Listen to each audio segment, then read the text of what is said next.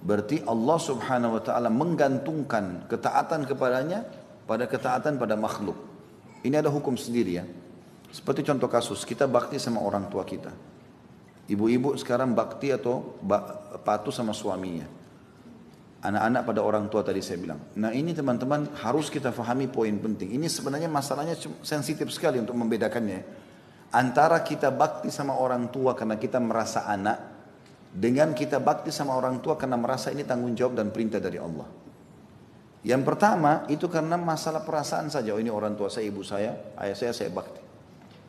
Kalau sebatas itu belum ada pahalanya.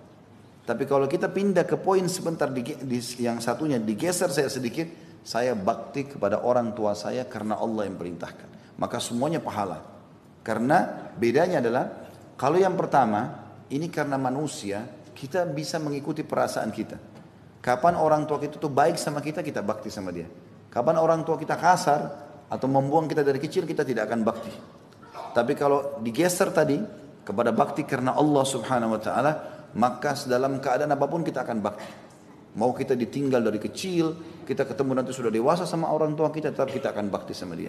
Maka poin ini penting.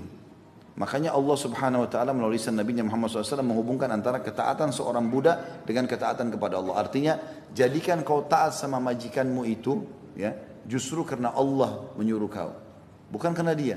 Sehingga kalau majikan kita tidak baik, maka kita benci dia. Kalau dia baik, maka kita baru senang. Enggak. Hukumnya adalah hukum dari Allah SWT.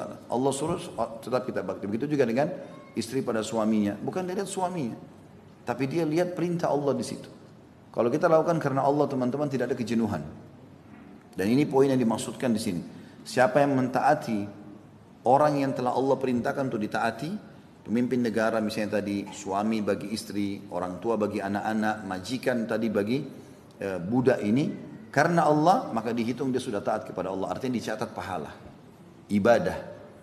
Ya, jadi kalau ibu-ibu niat dari awal memang mau bakti sama suaminya karena Allah, maka selama hidupnya, maka dia akan dicatat pahala. Karena dia seperti orang yang terus menunggu instruksi apa dari suami yang saya akan jalankan. Begitu juga anak-anak pada orang tua, begitu juga masyarakat pada pemimpinnya, begitu juga budak tadi atau staff kita katakan yang lainnya, secara aplikasi tentunya bukan status, itu dalam kepada majikan atau kepada atasannya.